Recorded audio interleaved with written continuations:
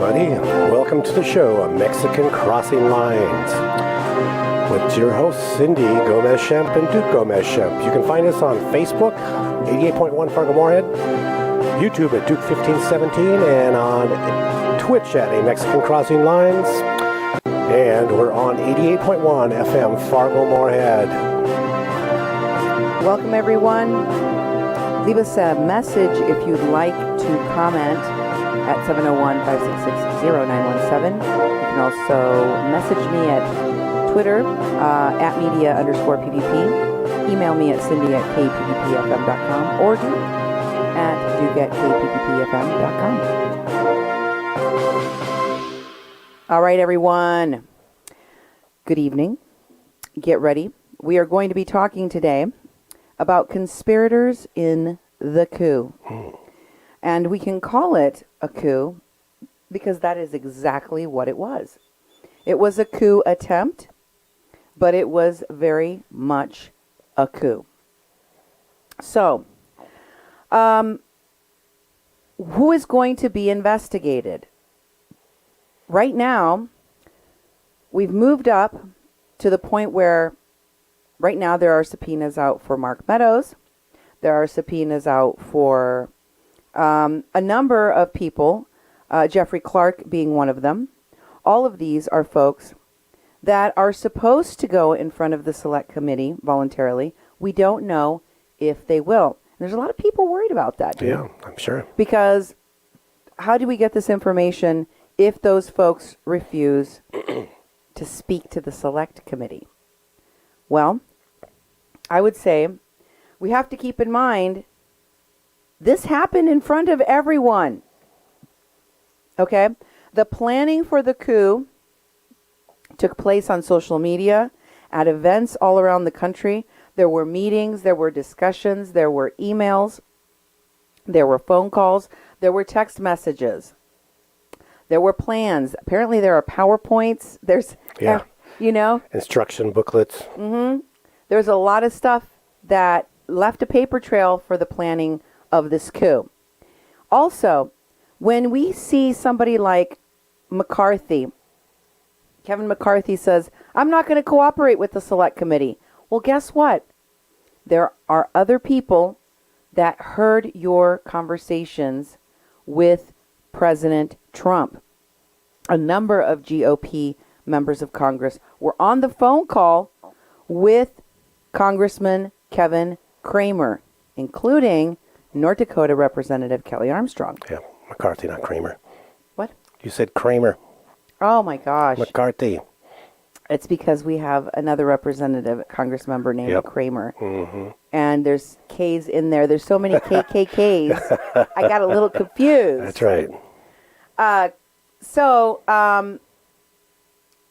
Kevin McCarthy wasn't the only one on the phone call with Donald Trump on Insurrection Day. He was also on the phone call with a number of other GOP congressmen, including Kelly Armstrong of North Dakota. And when Kelly was asked, he confirmed that he heard President Trump take responsibility for the insurrection. Why is this important? You will notice, in terms of liability, responsibility, legal responsibility for anything, that most people, especially when they're accused of some negligence, something that caused harm or damage to people, places, or things, they will say, I had no, they will not apologize, even if there's video, even if there's proof. You know why? Because if they admit that they had something to do with that, if they admit their negligence, their responsibility, they're definitely liable in court. They can be held responsible.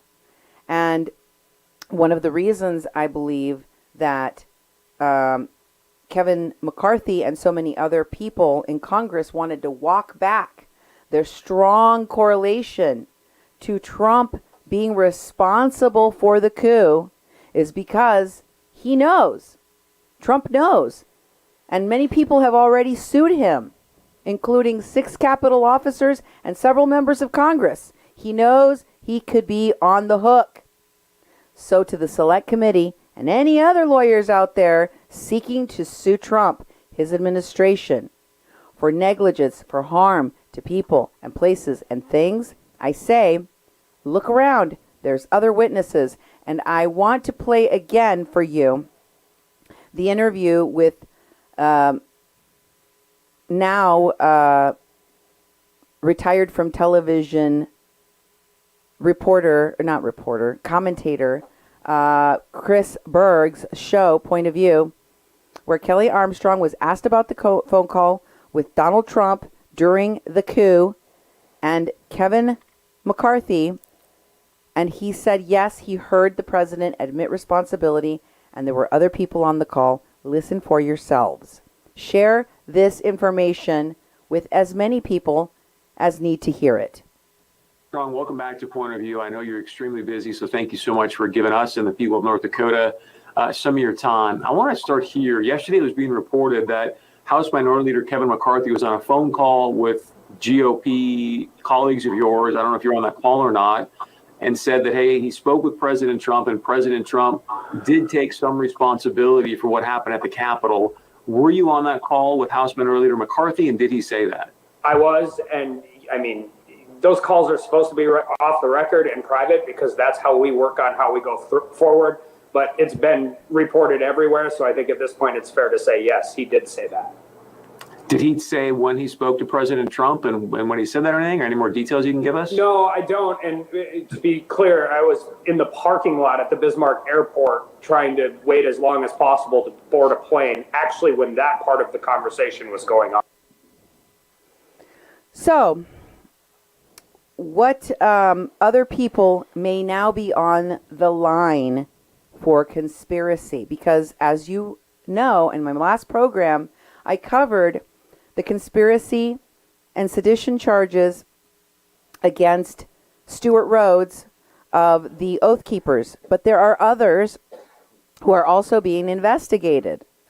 And the next person that jumps immediately to mind, although I did show you a lot of connections to the militias, including the Proud Boys and the Oath Keepers, of many other people, including Alex Jones, Roger Stone, Ali Alexander, and others. But here's something I want to remind you about that is even more important and which was recently reported. And someone who, as we say in Spanish, tiene cola que le pisen. He's got a long tail for people to step on. Rudy Giuliani. Rudy Giuliani seems to step in it every time that he has an opportunity to go before a camera. You may recall him bleeding some kind of motor oil from his face during this press conference to spread the big lie about election results. And of course, as you know, Rudy Giuliani has since lost 60 lawsuits along with the other Mickey Mouse lawyers hired by Trump, to include people like Sidney Powell, Jenna Ellis. What are the names of some of the other? John Piercy, Ted or Paxton. Is Lynn Wood one of those? Lynn Wood. There's so many pendejo lawyers. And I say that because what fools they were, what fools they are to throw their entire careers away in the law. It's not an easy degree to get. No. You know, it's not something that you would just throw away. But for some reason, these gentlemen did. They decided that their careers in the law didn't mean anything to them. They were willing to throw them away, violate all of their ethical standards. And Giuliani is at the very top of this coup sundae. He's like the cherry on top of that, the kinds of things he was willing to do to overturn this election. Of course, you also know he was investigated for the connections to some representation of foreign countries having to do with the Ukraine and the Paul Manafort thing. Oh, yeah. And as you know, he was raided this summer. And he and his son had a lot to say about that, and things have kind of been quiet for a while. You haven't That's heard right. much? Haven't heard about Rudy lately. No! You haven't even seen pictures of him shaving in in an airport or farting on Jenna Ellis. It's been kind of quiet for a while. But that doesn't mean things aren't going on behind the scenes, folks. Take a look at this report, and I think that this particular commentator that follows a lot of court cases, and I follow a lot of lawyers online. I'm a paralegal by trade and education myself, and so I very much focus on the innards of these cases, the pleadings, how these things go down. And this particular tweet is a thread of many different connections to Giuliani and, his own liability in all of this, personal attorney for Donald J. Trump.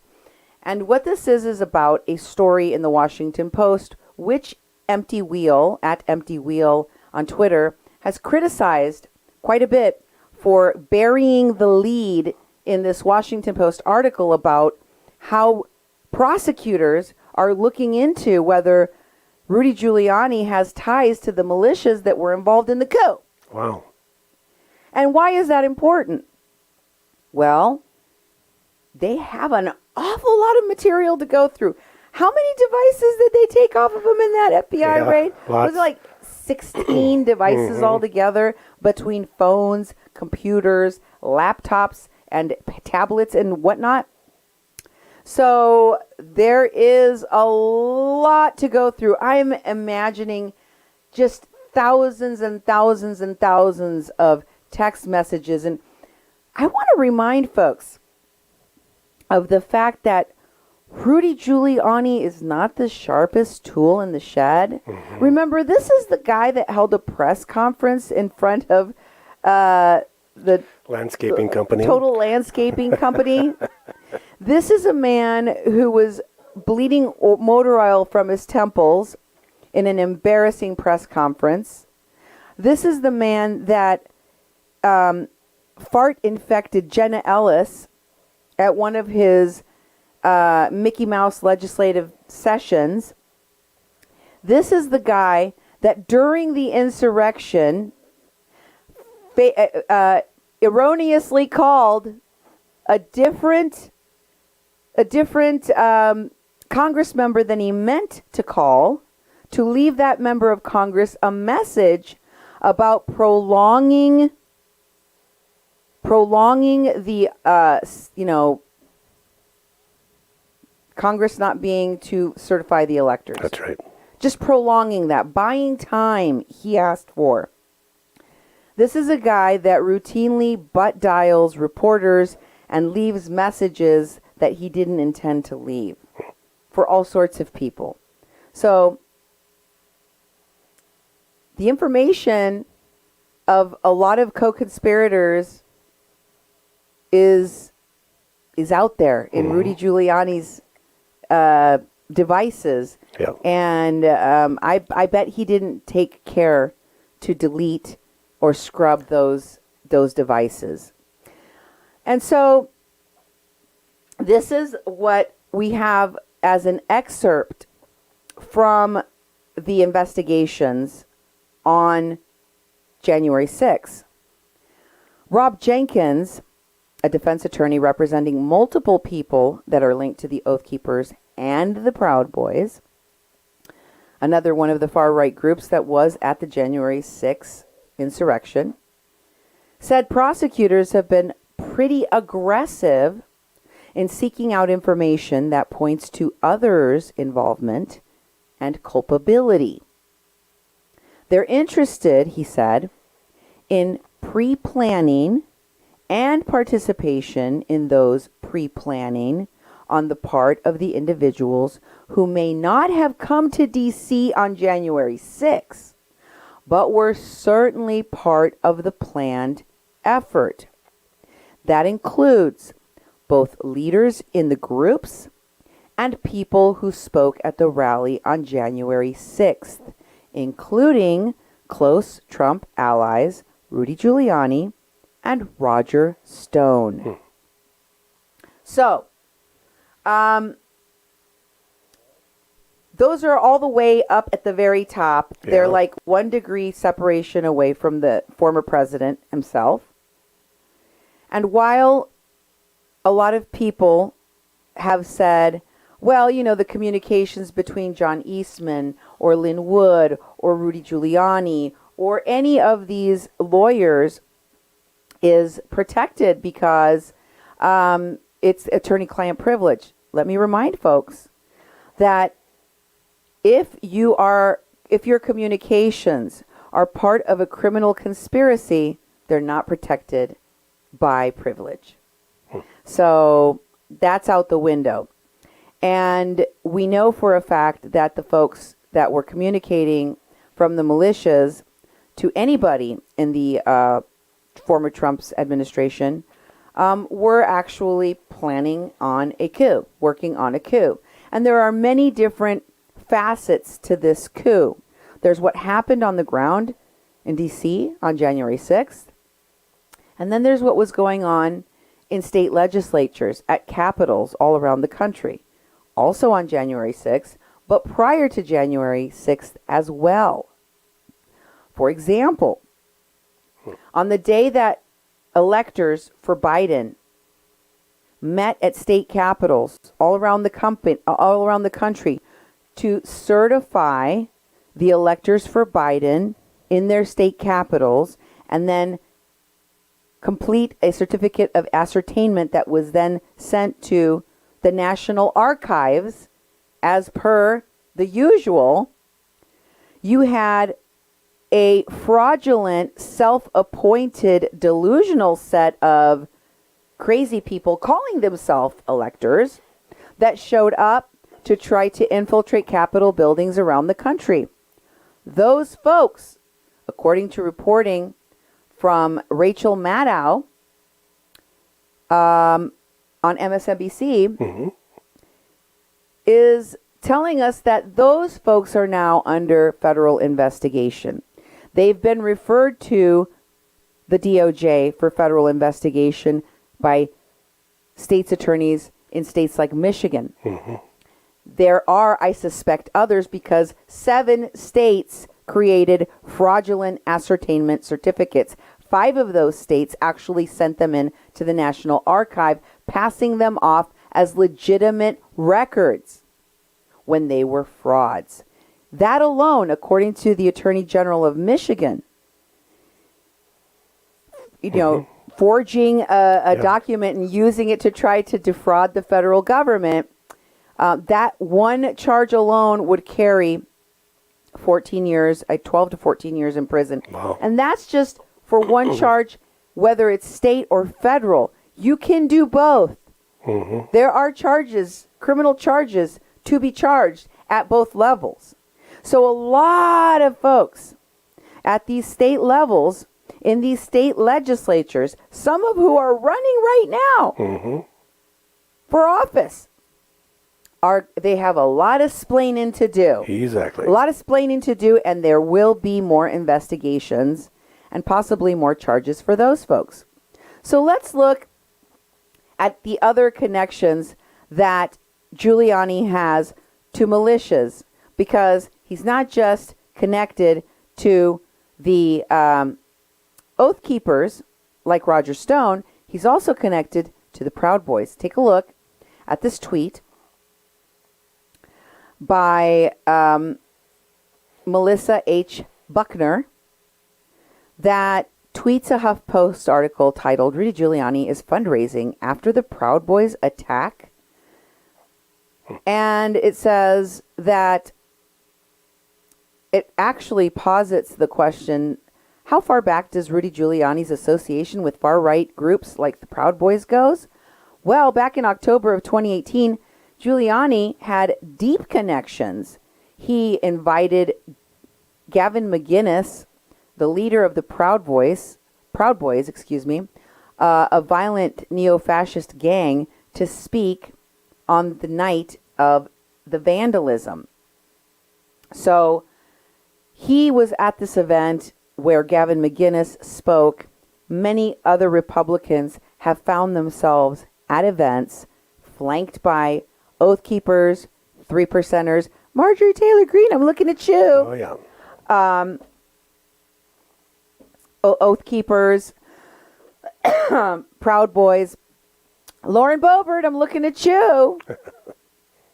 Ted Cruz, I'm looking at you. Mm-hmm. And so many others who have proudly associated themselves with these violent gangs of criminals. Okay? A lot of people have mistaken what these folks are. You cannot label an illegal group, an illegal gang that has armed itself to fight against our government as patriotic. You cannot label those people as a militia. You cannot assemble those people, train them for an insurrection, and say, well, then former President Trump was going to call on those militias. They have to be organized a certain way. They have to be disciplined a certain way, and they have to be manned at the pleasure of Congress, right? Because Congress has to regulate them. None of those things were taking place on January 6th or prior to that with these groups. And in fact, what you have is a bunch of rogue people that were running around trying to pull off this coup and at the same time muddy the waters so that they could blame other parties like Antifa, like the Black Lives Matter movement. And in fact, if you will recall, the day or in the days following the insurrection, Rudy Giuliani tweeted and then deleted a tweet about James Sullivan and his brother, John Sullivan. So let me just share this tweet with you to refresh your memory about the Sullivan brothers and what Rudy Giuliani tweeted and then deleted. Here's some fact checking by this tweeter, Wayward Megan 15, back in January 8th, saying James Sullivan is John's brother. James Sullivan is affiliated with the Proud Boys. James Sullivan was recruiting people for the insurrection on January 6th, and James turned John in, his own brother, while communicating with Rudy Giuliani and blaming both John and Antifa. Now, if you look at the next tweet, you can see the full retweet of this quote from Amy Vanderpool, wherein she states on January 6th, a young black man at the insurrection stood out. In fact, he worked very hard to stand out as he urged people to break the glass and enter the Capitol. His name was John Sullivan. His brother James is a Proud Boy that works with Roger Stone and obviously with Rudy Giuliani. In the tweet that is been deleted by Rudy Giuliani since the date that he posted it several days after the insurrection, it mentions Cash somebody. It doesn't say the last name. Here, Amy Vanderpool says they were talking about Cash Kelly, who is a convicted gang member. Other people questioned whether they were referring to Cash Patel. I think Amy Vanderpool has more expertise on that, but I digress. It goes on. Does your head hurt yet? Mine does. The pictures attached to the story in Rudy Giuliani's cell phone tweet show his part on January 6th and relay that the lie that those arrested at January 6th were Antifa. But here's the tweet itself by Rudy Giuliani, or here's what it's talking about on the tweet. Rudy Giuliani just tweeted out a screen grab of a text conversation with someone that contained a phone number for a James Sullivan, where he says that James Sullivan says that he is working on blaming Antifa and his brother, John Sullivan, and they're all Proud Boys. Wow. They've been Proud Boys. John Sullivan has been blamed by people on the left for being an agitator. One of those people that shows up and pretends to be part of their movement, so they can then blame those people for violent and criminal activities. This is a tweet by Max Blumenthal in which they talk more about who John Sullivan is and, you know, what his background is. Because John Sullivan, who was right there, he was the one that was videotaping and was at the very forefront of a lot of the video that you saw. Yeah. In fact, he met up with a documentary filmmaker in the video where he's like, oh, I remember that. Remember where he's like, isn't this great? I told you it's going to be the best video ever. And then he's right up in front when they shoot Ashley Babbitt. Yeah. He's the one that yells, gun, gun, gun. So this guy that went by Jaden X on his videos is an agitator. And according to Max Blumenthal's tweet, he was egging on people while he filmed. And now he is the scapegoat of the right wing. Everyone is saying that guy is Antifa, therefore Antifa instigated this riot. They were the ones that led everything. And he does this very deep dive in this article that is attached here. I recommend you guys go and check it out for yourself. I'm just going to give you some of the background of this supposed Black Lives Matter Antifa activist who is an infiltrator meant to smear the names of both of those groups. And here is another tweet about the documentary filmmaker that he met inside of the Capitol Rotunda where they were like high-fiving each other. Okay. Isn't this the greatest video? Well, that's her. And she is backed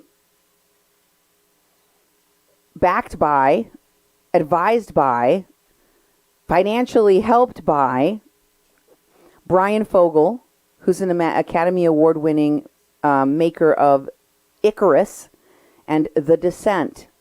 In this picture that I'm showing for folks on my live stream, we have Sacker. She's flanked by Fogel with dissident producer Thor Halvorson, who's a neocon operative whose Oslo Freedom Forum actually trains U.S.-backed opposition activists. Oh, wow. Isn't that interesting? Yeah. Just so happens that's what they do. And one of the things I want to remind you about, Duke, is everything that we've seen going all the way back to Standing Rock, okay? And then flashing forward through the natural disasters, the stuff we saw in Puerto Rico, stuff that we saw in Texas and Florida, all the way to the caravans, where we have all of these documentary filmmakers, all of these so-called reporters embedded with the groups that are working on a film project themselves, right? Or they have their own agenda, their own propaganda messaging. And then they focus on specific people. That's what she did. She found it fascinating that these two brothers that were, these two black brothers who were adopted by white people seemed to be having this adult crisis crash between them, where one of them was still, and they were raised by a dad who was in the army, like a colonel or something like that. So the John Sullivan, the one that they claim is Antifa and Black Lives Matter, his story is that he was raised by white people that never showed him anything about his culture, that never showed him anything about his blackness. And then here he was growing up watching all of these black people being shot and killed by cops and all of this violence and oppression against black people. And nobody had taught him how to think about it or how to feel about it. And that caused him to have great resentment. And he said, F the system. And he decided to be Black Lives Matter activist.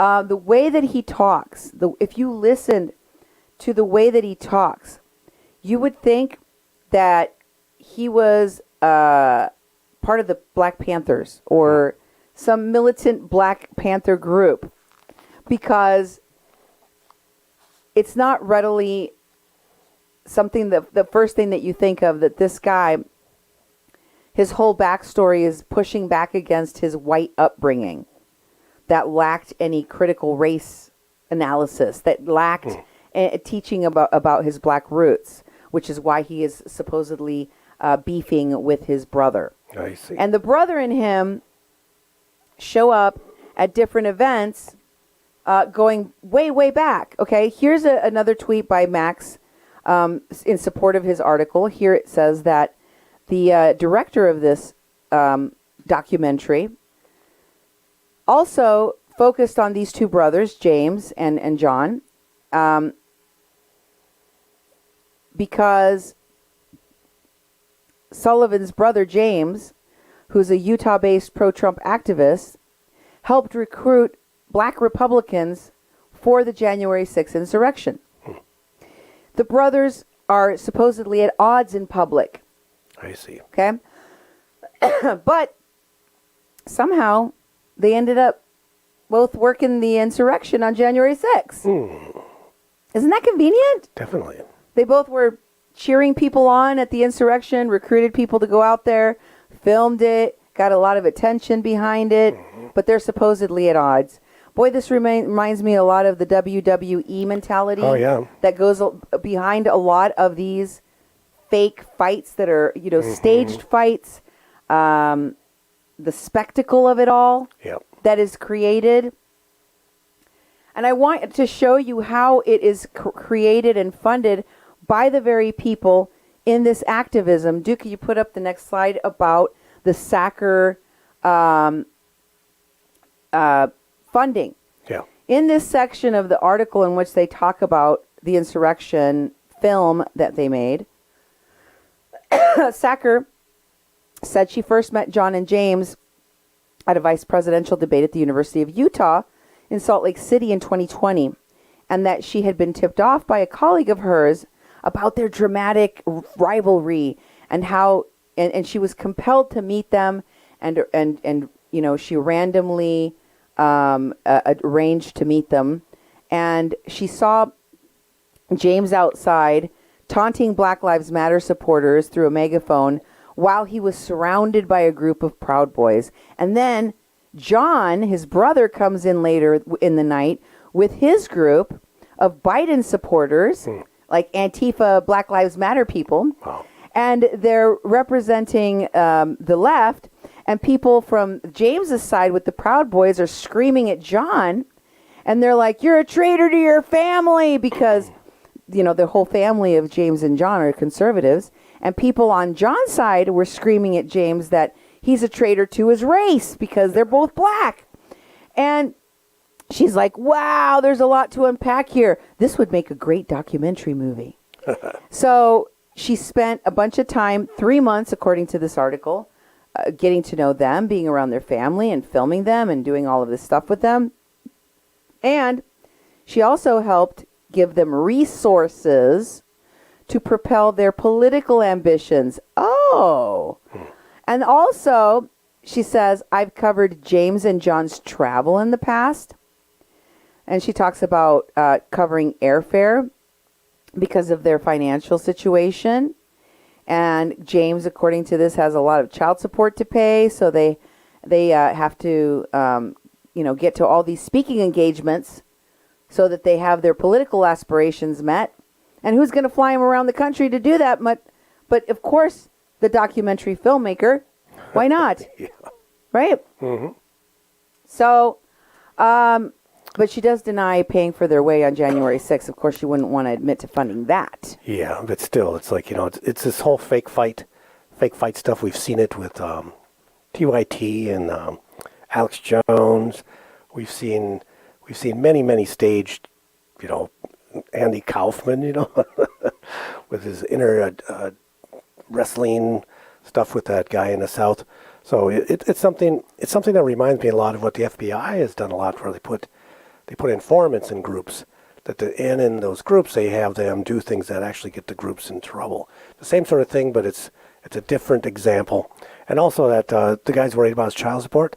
Well, if anyone reads that article, if you're getting income or you're getting things paid for from some other benefactor, it's going to bring you a bit more trouble. Yeah. And here's more about the brothers and their, fake fighting. So here's what they say about these two gentlemen, or, what happened to John. Mm-hmm. The quote is, "He always gets released, and usually much quicker than anybody else." What does that mean? Informant. I never said that. All I'm saying is, we've seen this before, dude. That was me. Informant. All I'm saying is, look around. These people are not just organic leadership. They're paid for by a documentary filmmaker that's got funding from an organization that regularly trains and funds opposition activists. Yeah. And oh, by the way, they have a documentary film being made about them, and they have political aspirations, and they both just happen to be in support of the January 6th insurrection. Yep. And then take a look at this.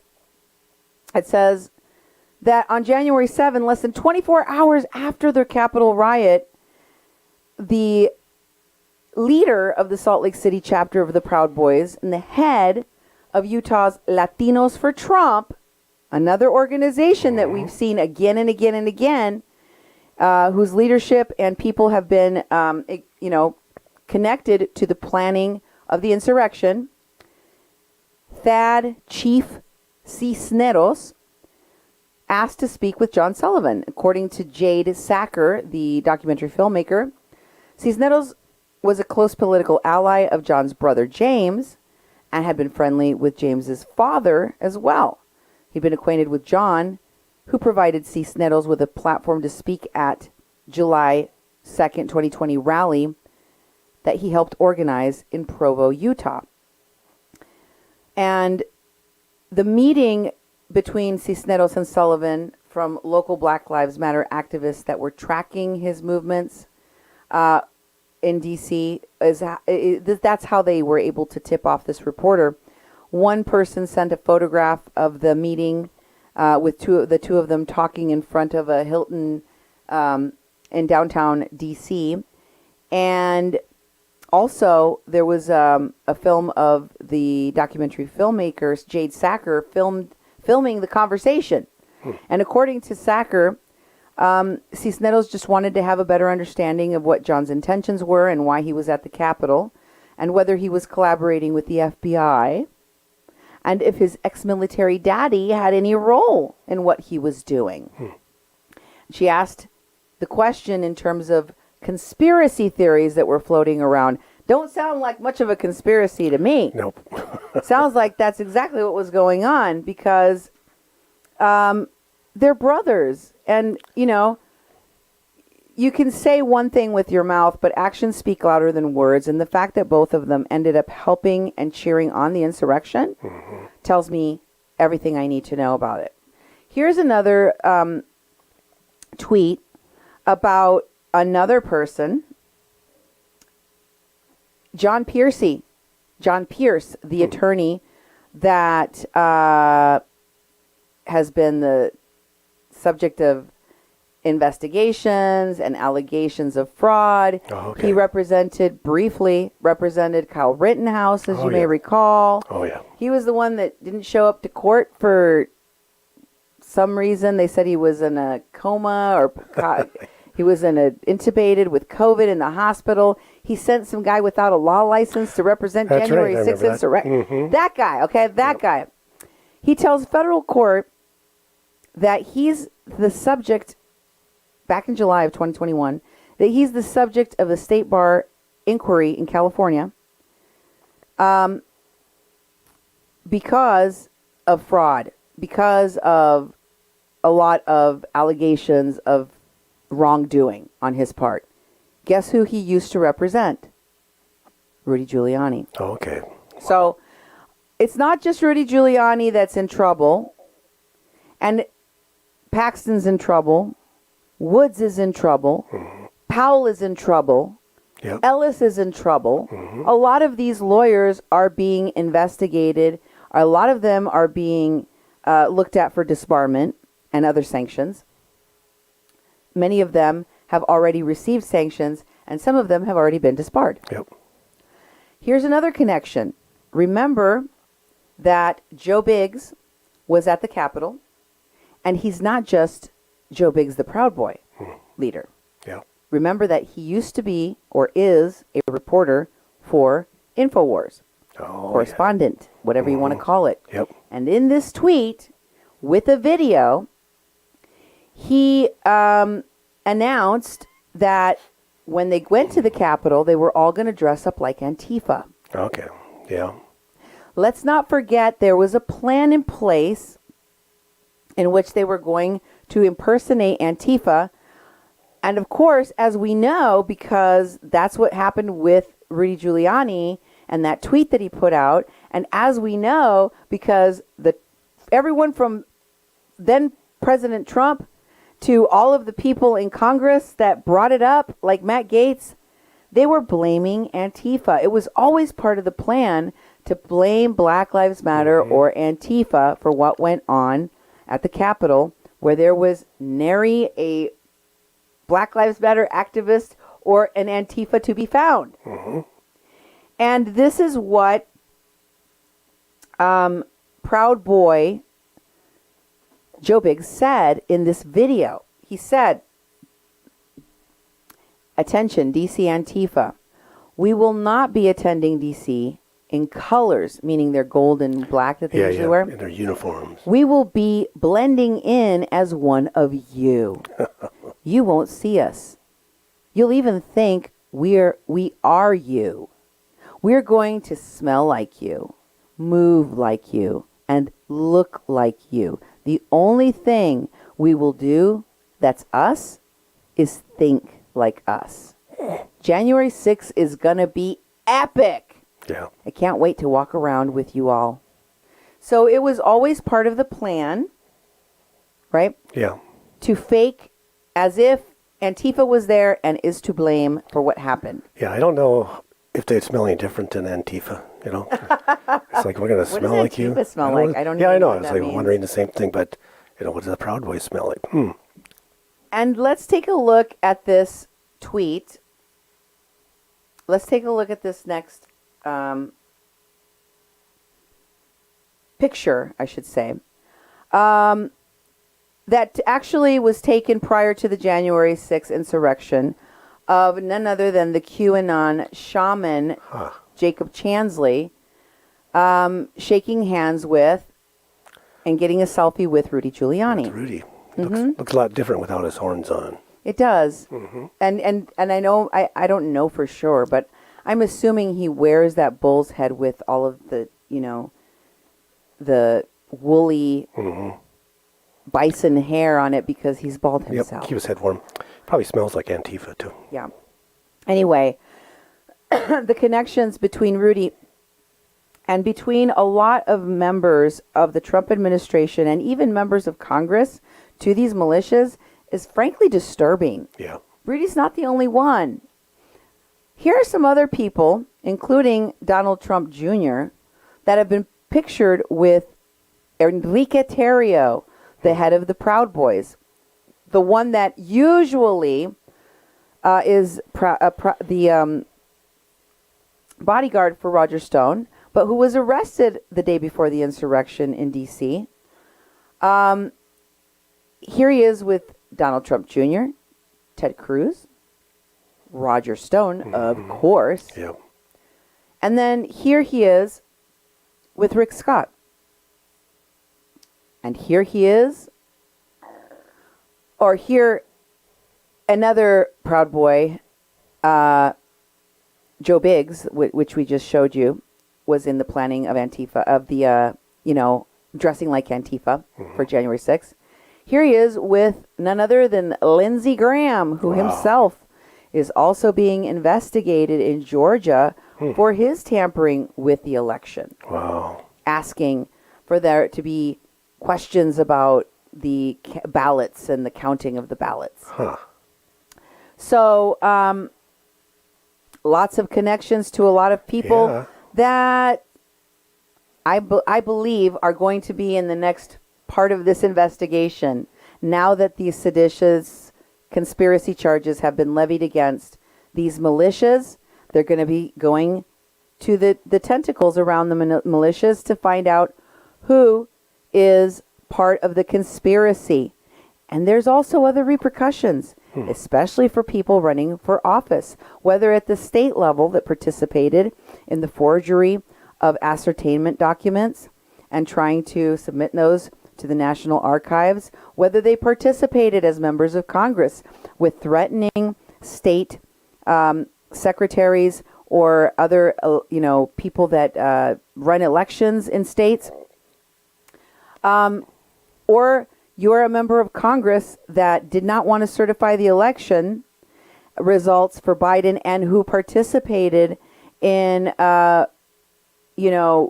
winding up the insurrectionists, whether it was Josh Hawley or Marjorie Taylor Greene or Boebert tweeting out where Nancy Pelosi was during the insurrection, Marjorie Taylor Greene running around the night before telling people to converge on the Capitol. Yeah. All of them tienen cola que les pisen. They got a tail that could be stepped on. I'm going to show you what that tail is. It's called 18 U.S.C. 2381. It's the section of the U.S. Federal Code on treason. This is something that is going to bite Matthew Cawthorn in the butt real soon, because in his state, they're already looking to exclude him from running for office. Yeah. And they can do that without having to charge him with anything. No criminal proceeding needs to come to pass, because according to 18 U.S.C. Code Section 2381, under treason, it says, whoever owing allegiance to the United States, which we all do if we're citizens of these United States, That's right. levies war against them, the United States, or adheres to their enemies of the United States, giving them aiding the enemies of the United States, or comfort within the United States or anywhere else in the world, they would be guilty of treason, and they shall suffer death. Wow. That's the remedy if you betray America and wage war against her. Death. It's the very first line. You know how you read the ingredients on the side of a package to find out what is the most potent thing inside that package? Yeah. Well, inside the package of treason, the most potent ingredient is death. If you commit treason, if you are part of a conspiracy to commit sedition against your own government, if you try to overthrow your government, you're a traitor. And the first remedy, according to USC Section 18, is death. Or you shall be imprisoned no less than 5 years and fined under this title, but not less than $10,000, and shall be incapable of holding any office. You can't even be a dog catcher in these United States once you are a Benedict Arnold traitor of this country. You understand that? Jeez. And no criminal proceedings need to come to pass. We know for a fact that there was 100 and some people in Congress that voted not to certify the election even after the coup. None of those people should ever be able to serve in Congress again. And none of the people that betrayed our Constitution, that betrayed their oath that they took as members of Congress or members of state legislatures that participated in this attempted coup should ever hold office again. And let's talk about those militias, because there's a lot of misconstruing of what is a militia. Yeah. The Proud Boys are not a militia. The Three Percenters, the First Amendment Praetoriat, the Oath Keepers, you name it. You name the skinhead organization, the skinhead gang organization, and I will tell you they do not qualify, because militias are more than just a group of armed thugs. Mm-hmm. Here's a funny tweet I found in which they talk a little bit more about this, because according to Article 1, Section 8 of the U.S. Constitution, it gives authority to discipline militias to Congress. Any recognized militia would be disciplined by Congress and would serve at the pleasure of Congress. Private armies are illegal and unconstitutional. They are not militias because they're unregulated by Congress. You must be regulated by Congress. And in this tweet, they say, militias are just gangs for redneck hillbillies. Change my mind. Well, I mean, it's in the article of the Constitution that talks about militias and having well-regulated militias. It says well-regulated, and that's important. Because Congress is the one that disciplines them, that gives them their marching orders, that tells them where they can exist and what they're for. And what Congress can use them for is the following. What militias are for is to put down insurrections, to suppress insurrections, to repel invasions.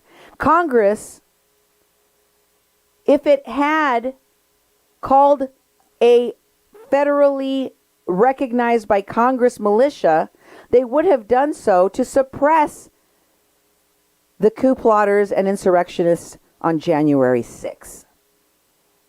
That's what a militia would have been called on to do. And that's what they tried to do with the National Guard. Unfortunately, someone blocked the National Guard from coming to the Capitol 14 different times. People are testifying right now before the Select Committee to find out why that happened and who ordered that to happen. More to come. In our investigation about the conspirators of this coup, I will be following it very closely and all the court cases that go along with it. So if you want to keep up with what's going on, stay here with the Mexican Crossing Lines on 88.1 FM KPPP-LP Fargo-Moorhead, where we are adding local color to your airwaves. Thank you very much for being with me and Duke Gomez-Schempp this evening. Yes.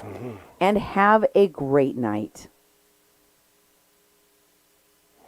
Do do do do do do do do do do.